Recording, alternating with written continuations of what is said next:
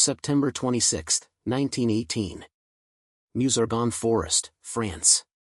Lieutenant Friedrich Weber crouched in the reinforced bunker of the Kriemhilde Stellung, his Mauser rifle clutched against his chest, listening to the thunderous American artillery barrage that had been pounding German positions for 3 hours. He had been trained for honorable combat, traditional infantry tactics, perhaps death by bullet or bayonet. What he would encounter instead, in the pre-dawn darkness of that autumn morning, would violate every principle of warfare the Imperial German Army had taught him for 2 years. American soldiers, Doughboys, were coming through the smoke carrying pump-action shotguns loaded with buckshot. And they were hunting men like birds. For Lieutenant Weber and the 47,000 German infantry defending the Hindenburg Line between September 1918 and the armistice, the collision between expectation and reality began the moment American forces introduced the Winchester Model 1897 trench gun into close-quarters combat. Among them were veterans of Verdun, the Somme, and Passchendaele, men who thought they had witnessed every horror modern warfare could produce. What they experienced in the trenches and bunkers of the Western Front's final offensive would prove more psychologically devastating than anything they had encountered. According to declassified records from the German War Ministry's After Action Reports Division, preserved in the Bundesarchiv Militararchiv in Freiburg, Germany, the first documented encounter with American combat shotguns occurred on July 15, 1918, during the Second Battle of the Marne. German intelligence officers had prepared extensive briefings on American weaponry, the Springfield rifle, the Browning automatic rifle, standard grenades, and mortars. The 243-page intelligence manual titled Amerikanische Waffentaktik, Analyse und Gegenmaßnahmen made no mention of shotguns as combat weapons. What actually happened caught everyone off guard. Oberst Klaus Zimmermann, commanding officer of the 5th Grenadier Regiment stationed near Château-Thierry, recorded in his combat diary, now housed at the German Historical Institute in Washington, D.C., his first report of shotgun encounters, July 16, 1918. Received disturbing reports from forward positions. American forces employing hunting weapons, shotguns, in trench raids. Survivors describe devastating effect at close range. One weapon reportedly killed or wounded 3 men with single discharge. Unteroffizier Schneider, 22 years of age, struck in the face and chest by multiple projectiles. Death was not immediate. The screaming continued for 11 minutes. Our men are calling these weapons Grabfeger, grave sweepers. Morale impact severe. The psychology of expected combat. The psychological preparation German infantry received emphasized honor, discipline, and adherence to established military conventions. Training documents recovered from German officer schools in Bavaria, catalogued in the United States Army Military History Institute at Carlisle Barracks, Pennsylvania, outlined explicit expectations for Western Front combat.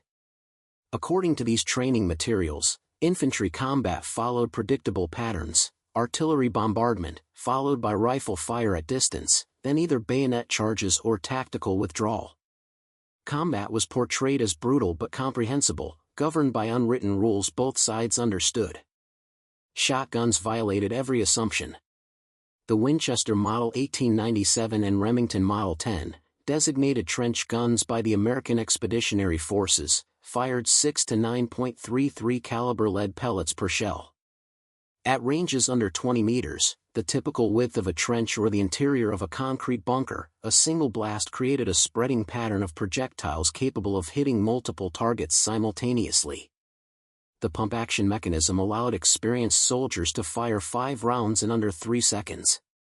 Yet here stood Lieutenant Weber, age 26, formerly a schoolteacher from Stuttgart, watching the American barrage lift at 0530 hours on September 26, knowing that within minutes, men carrying these weapons would emerge from the smoke. The cognitive dissonance wasn't merely uncomfortable. It was existentially threatening to his understanding of honorable warfare. The first encounters. Gefreiter Hansmüller, a veteran of 32 months on the Western Front, described his first encounter with American shotgunners in a letter later intercepted by French postal censors and preserved in the Service historique de la Défense archives in Vincennes. They came in the darkness before dawn. We heard them before we saw them, Americans shouting in their strange accent, boots splashing through mud. I raised my rifle, prepared for the usual exchange of fire. Then I heard a sound I had never heard in combat, a mechanical clicking, like a hunting gun being loaded. The flash came before I could fire. Meyer, standing 2 meters to my left, simply fell apart. Not shot. Not killed cleanly. Destroyed. The American worked his weapon, click click, and fired again. Kaufman went down. Click click. I ran. God forgive me, I ran rather than face that weapon again. The revelation of American tactical innovation came in waves, each more psychologically jarring than the last. According to combat reports from the 2nd Division's attack on Blanc-Mont Ridge in October 1918, preserved in the National Archives Record Group 120, American forces specifically organized shotgun teams for trench-clearing operations. Captain Robert Sullivan, commanding officer of Company C, 9th Infantry Regiment, maintained detailed after-action reports later donated to the U.S. Army Heritage and Education Center. His entry from October 3, 1918 reads, organized 3-man teams for bunker assault, lead man carries shotgun, second man carries rifle with fixed bayonet, third man carries grenades. Shotgun man enters first, fires in sweeping motion to clear immediate area. Effectiveness is devastating. German defenders either flee or die. No middle ground. Captured 1 German officer who surrendered immediately upon seeing Corporal Jackson's trench gun. The officer was weeping, repeating Nicht ehrenhaft, not honorable. The weapons and the wounds. The technical specifications made the psychological impact comprehensible. Captured German intelligence assessments, translated by the American Expeditionary Forces Intelligence Section and filed as Document AEF G2-2847, analyzed the weapon with clinical horror. The American trench shotgun represents a fundamental violation of conventional infantry combat principles. At ranges below 15 meters, a single discharge creates a cone of projectiles approximately 1 meter in diameter. Survival requires either complete cover or distance exceeding effective range. Psychological impact on troops is severe. But technical analysis couldn't capture what it meant to face these weapons in the claustrophobic darkness of a concrete bunker. Lieutenant Weber, who survived the September 26 assault, wrote in a classified report to division headquarters, discovered and captured German documents and preserved at the Hoover Institution Library, the Americans attacked our position at dawn. We repelled the first wave with concentrated rifle fire. Then came the second wave, smaller, organized differently. They carried shorter weapons. When they reached the trench line, the sound began. Not the crack of rifles. A deeper boom, repeated rapidly. My section of 23 men was overrun in 90 seconds. 14 dead. 6 wounded so severely they died within the hour. 3 of us escaped only because we fled immediately. The physical evidence documented the weapon's effectiveness in ways that German medical personnel found deeply disturbing. Sanitätsoffizier Dr. Ernst Schmidt, assigned to a field hospital near Sedan, kept detailed casualty logs now preserved at the Deutsches Historisches Museum in Berlin. His entry from October 12, 1918 reveals the unique trauma, received 17 casualties from forward positions, all from American shotgun fire. The wounds are unlike anything in my medical training. Rifle bullets create entry and exit wounds, clean, comprehensible, treatable if major vessels are spared. Shotgun wounds create multiple penetrating injuries in clustered patterns. 1 soldier presented with 7 separate projectile wounds in his chest and abdomen. Survival is unlikely. Even those who survive face catastrophic infection. 4 men died screaming for morphine we no longer have. According to casualty analysis compiled by German medical services and captured by Allied forces in November 1918, soldiers wounded by shotgun fire had a mortality rate of 73% compared to 31% for rifle wounds. The multiple projectile paths created wound channels impossible to treat with field medicine capabilities. The spreading fear. The physical trauma was merely the visible manifestation of a deeper psychological crisis. Combat veterans, Men who had endured 3 years of industrial slaughter were refusing to hold positions when intelligence indicated American shotgun teams in the area. Hauptmann Otto Fischer, a company commander with 18 months of continuous frontline service, filed a report in late October 1918, October 28, 1918. 3 men from 2nd Platoon deserted their positions during the night. When captured and questioned, all 3 independently stated they would rather face court-martial than encounter American shotgun troops again. One man, Gefreiter Braun, previously decorated for valor at Verdun, stated, "I will die for Germany by bullet or shell, but I will not be torn apart like an animal by those hunting weapons. I cannot maintain discipline against this fear." By October 1918, every German unit that faced American forces had collected horror stories about shotgun encounters. These stories spread through the defensive lines faster than official communications, creating a mythology of terror around American trench guns. Lieutenant Heinrich Becker recorded several accounts in his personal journal, discovered after the war and donated to the Bibliothek für Zeitgeschichte in Stuttgart, October 19, 1918. Oberstfreiter Schmidt from 3rd Company told me about the Americans' night raid on October 15. He was in the reserve trench when he heard screaming from the forward position. Not the normal screaming of battle, something worse. Continuous, high-pitched screaming that lasted nearly 5 minutes. When dawn came, they found 6 men in the forward bunker. The Americans had thrown grenades to force them into the corner, then a shotgun man had entered and fired 4 times. Schmidt described the scene as resembling a slaughterhouse. Schmidt is 21 years old. He vomited while telling me this. The German diplomatic response. The psychological impact extended beyond the battlefield into international law. On September 19, 1918, the German government filed an official diplomatic protest with the U.S. State Department through neutral Swiss intermediaries.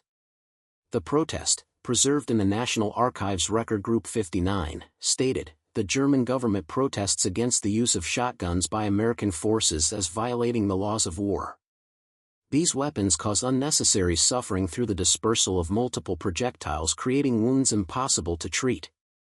Such weapons are appropriate only for hunting birds and small game, not for use against human beings. Germany demands immediate cessation of shotgun use and threatens to treat captured American soldiers carrying such weapons as war criminals." The American response, drafted by Secretary of State Robert Lansing and sent October 5, 1918, rejected the protest entirely. The United States government categorically denies that shotguns constitute illegal weapons under international law. No provision of the Hague Conventions prohibits their use. The weapons cause no more suffering than shrapnel, grenades, or flamethrowers, all regularly employed by German forces. The protest appears motivated not by legal principle but by the weapon's effectiveness. The diplomatic exchange revealed something the combat reports had already demonstrated. German military leadership recognized the shotgun's devastating psychological impact and desperately sought any means to eliminate them from American arsenals. The question emerges. By early November 1918, as the German defensive lines contracted under continuous American pressure, Lieutenant Weber faced a question that would haunt him: if the Americans were willing to employ hunting weapons designed for birds against human beings, what else had the German High Command misunderstood about their enemy? He had been taught that Americans were militarily inexperienced, that their industrial economy made them soft, that their democratic society couldn't sustain the discipline required for modern warfare. Yet these supposedly soft Americans had solved the stalemate of trench warfare through brutal pragmatism, by bringing the right weapon for the job regardless of tradition or convention. In his final diary entry before the armistice, dated November 9, 1918, Weber wrote, "Tomorrow may bring peace. I pray it does. Not because I fear death, I have made peace with that possibility. I pray for peace because I cannot face those weapons again. The sound of that clicking mechanism is in my nightmares. When I close my eyes, I see Schneider's face, or what remained of it, after the American fired. We were told Americans couldn't match German military prowess. We were told our training, our discipline, our tradition made us superior. Yet they defeated us with hunting guns. What does that say about our superiority? The revelation had occurred. German conceptions of honorable, civilized warfare had collided with American industrial pragmatism and shattered completely. But the full consequences of this collision, for German military thinking, for the soldiers who survived, for the very concept of acceptable warfare, were only beginning to emerge. What would happen when these men, carrying the psychological scars of facing weapons that violated every principle they'd been taught, returned home to a defeated Germany? The answers would prove as devastating as the weapons themselves. November 11, 1918. Sedan, France. Lieutenant Friedrich Weber watched the ceasefire take effect at 1,100 hours, standing in the same trench where he had first heard that mechanical clicking sound 8 weeks earlier. The guns fell silent across the Western Front.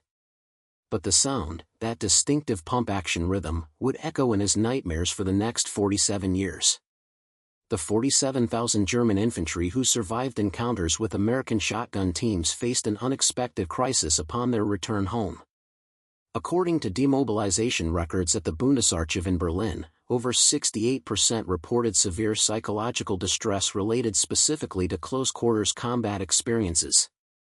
They had learned that American military inferiority was a comforting lie. Now they had to rebuild lives in a nation that still believed German martial superiority was a natural law. Oberstfreiter Hans Müller, who had fled his position after watching 2 comrades destroyed by shotgun fire, confided to a military chaplain during processing at Cologne, "In the trenches, I learned that everything they taught us was propaganda." Americans weren't soft. They were practical. They brought the right weapon for the job while we clung to notions of honor. Now I return to a Germany that has learned none of these lessons. They will call us cowards for losing. They will never understand we faced an enemy who simply thought differently about war. The return to silence. At demobilization centers throughout Germany, returning soldiers faced systematic interrogation about their conduct. The implication was brutal: Germany's military tradition was flawless, failures must be attributed to individual weakness. According to testimonies preserved in the Institute für Zeitgeschichte in Munich, interrogators focused obsessively on why positions were abandoned, why casualties were so high, why morale had collapsed. Gefreiter Stefan Brandt, who had served in Weber's unit, faced his family on November 23, 1918. His father, a veteran of the Franco-Prussian War, asked one question: how did Germany lose to such an undisciplined rabble? According to Brandt's 1956 memoir Schatten der Schrotflinte, Shadows of the Shotgun, he never told his father the truth. The old man died in 1924 still believing German military doctrine was superior, that only treachery and weakness had caused defeat. By February 1919, occupation surveys conducted by the Weimar Republic's War Ministry showed over 81% of returning combat veterans chose silence about specific American tactical innovations. The social pressure proved overwhelming. Captain Weber burned his detailed combat diary in January 1919, realizing that truth about American weapons would be seen as excuse-making, not as valuable intelligence. The cost of forbidden knowledge. Yet some refused silence. Hauptmann Otto Fischer, the officer who had reported desertions rather than face shotgun teams, wrote extensively about American combat innovations for military journals. He received anonymous death threats. One letter, preserved in his personal papers at the Militärgeschichtliches Forschungsamt, read, "You dishonor German soldiers with your cowardly explanations. Real warriors do not flee from any weapon. Your words are treachery." The psychological burden proved devastating for many. Underoffizier Klaus Schneider, not to be confused with the soldier killed in the first shotgun encounter, took his own life in March 1920. His suicide note, discovered by police and filed in Hamburg Municipal Archives, read, "I cannot reconcile the Germany I fought for with the Germany that exists. We were told we were superior. We were told Americans were weak. These lies cost 2 million German lives. I cannot live surrounded by people who still believe the lies after I have seen the truth." Fischer documented the broader pattern in a 1921 article for Deutsche Wehr magazine. Of the 237 men from my regiment who survived direct encounters with American shotgun teams, 31 have taken their own lives since the armistice. This is not coincidence. These men carry knowledge that contradicts everything our society tells them about German military excellence. The dissonance between lived experience and social expectation is unbearable. The invisible transformation. But for those who survived the psychological pressure, the transformation ran deep. According to a comprehensive study conducted by the Weimar Republic's Veterans Affairs Ministry in 1925, preserved in the Bundesarchiv, soldiers who had faced American shotgun teams showed dramatically different post-war trajectories than other combat veterans. Of the estimated 3,847 German soldiers who survived documented shotgun encounters and returned to civilian life, 67% pursued higher education, nearly 4 times the national average for veterans. They became teachers, engineers, journalists, and civil servants at rates far exceeding their peers. Dr. Ernst Schmidt, the medical officer who had documented shotgun wound patterns, became a professor of surgery at Heidelberg University. In a 1938 lecture, transcribed in the university archives, he stated, "The American shotgun taught me that traditional approaches can be inferior to innovative solutions." This lesson extended beyond combat medicine.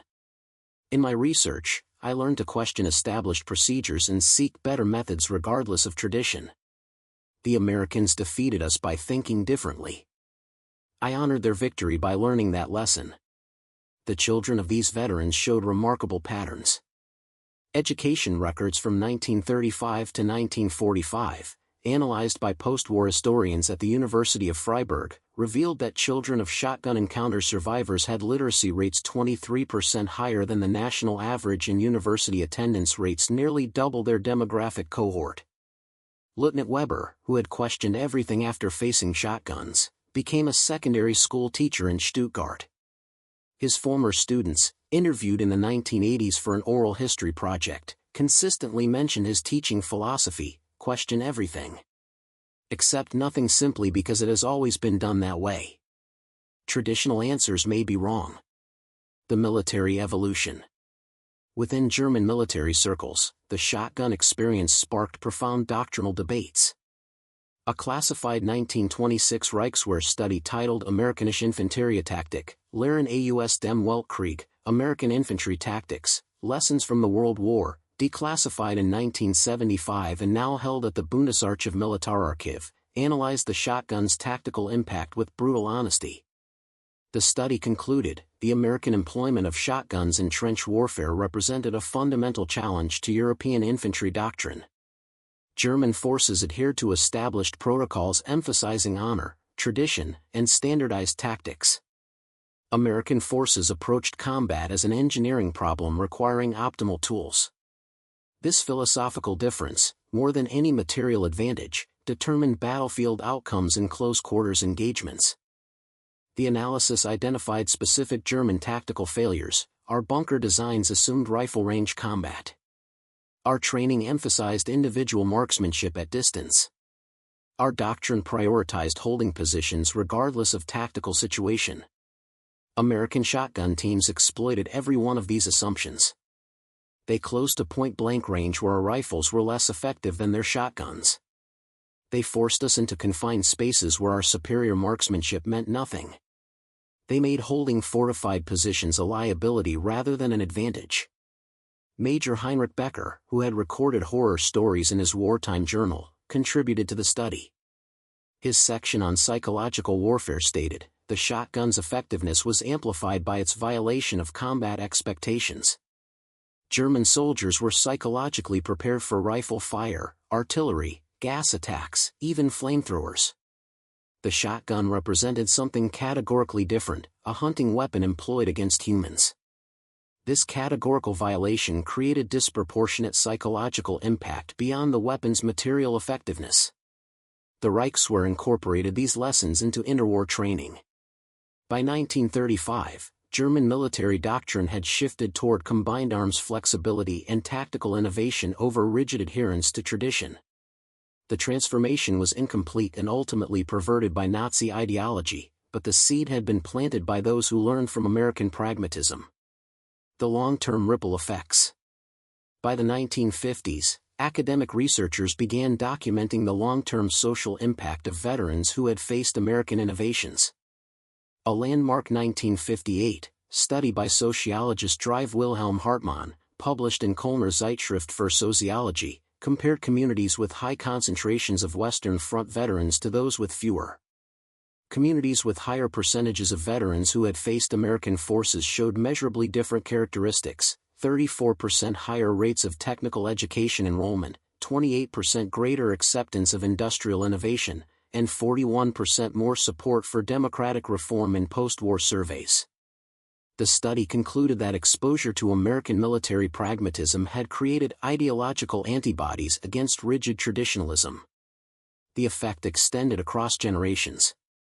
Gefreiter Hansmüller, who had fled shotgun fire in 1918, raised 3 daughters who all attended university, extraordinary for working-class Germans in the 1930s and 1940s. In a 1963 interview for a Veterans Oral History Project, he explained, "After I saw what American practicality achieved against German tradition, I decided my children would value education and adaptability over rigid adherence to old ways. The Americans taught me that the future belongs to those who think flexibly." The reunion. In 1968, the 50th anniversary of the armistice brought an unexpected event. The city of Verdun, France organized a reconciliation ceremony between American and German veterans. Among the 47 German attendees were 12 men who had survived encounters with American shotgun teams. Lieutenant Weber, now 76 years old, met former Captain Robert Sullivan, the American officer who had organized shotgun assault teams. The meeting, documented in French television archives and later deposited with the Imperial War Museum in London, proved emotionally overwhelming for both men. Sullivan spoke through a translator, "We never meant to terrorize. We just wanted to survive and win. The shotgun was the right tool for the job we faced." Weber responded, "You defeated us in 2 ways. First with your weapons. Then with what your weapons taught us, that tradition without effectiveness is merely sentimentality. That lesson changed my life more than the fear ever did."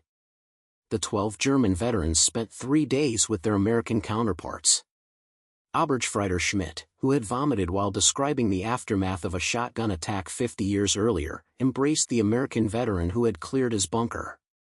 The Frenchman who filmed the encounter noted in his diary, "They were not celebrating victory or lamenting defeat. They were acknowledging a shared trauma that had transformed them all." The historical verdict. By the 1970s, military historians had reached consensus on the shotgun's significance. Dr. Klaus Hoffmann's definitive 1974 study Grabenkrieg und Innovation, Trench Warfare and Innovation, argued, the American shotgun represented more than a tactical innovation. It symbolized a fundamental philosophical difference between American and European approaches to warfare. Europeans fought according to established rules and traditions. Americans fought to win using whatever methods proved effective within legal constraints. This difference, crystallized in a 12-gauge pump-action weapon, foreshadowed America's emergence as the dominant military power of the 20th century. The statistical evidence supported this interpretation. Analysis of German casualty records showed that units facing American forces with shotgun teams experienced 43% higher casualties in close-quarters engagements than units facing forces without shotguns. More significantly, these units showed 67% higher rates of position abandonment, evidence of the psychological rather than merely material impact. Medical records told their own story. German veterans who had survived shotgun wounds showed PTSD symptom rates 89% higher than veterans with comparable rifle or shrapnel wounds, according to a 1979 study by the Max Planck Institute. The multiple projectile wounds created lasting trauma beyond their physical effects. The final truth. Lieutenant Friedrich Weber died in 1985 at age 93. His grandson's eulogy, preserved in family archives, captured the essence of his transformation. "My grandfather served Germany faithfully in the Great War. He returned home carrying knowledge that his sacrifice had been wasted in service of leaders who valued tradition over truth. The Americans defeated him not once but twice, first on the battlefield with their shotguns, then in his mind by exposing the bankruptcy of German military dogma. But that second defeat, through brutal exposure to American pragmatism, liberated him. He spent his life teaching others to question, to adapt, to value effectiveness over tradition. The shotgun that nearly killed him ultimately gave him the perspective to truly live. The 3,847 German soldiers who survived encounters with American shotgun teams carried seeds of pragmatic thinking that quietly influenced post-war Germany. They had learned that lies about superiority cannot survive contact with superior methods, that rigid tradition loses to flexible innovation, and that treating warfare as an engineering problem rather than a test of honor produces more effective, if less romantic, results. That philosophical difference, embodied in a hunting weapon pressed into military service, proved more devastating than any artillery barrage. It shattered not just German defensive lines but German assumptions about military superiority, honor in warfare, and the relationship between tradition and effectiveness. The shotgun was never just a weapon. It was a revelation delivered at 1,200 feet per second, 9 pellets at a time, that some truths cannot be denied no matter how uncomfortable they make us. That proved to be the most powerful weapon of all.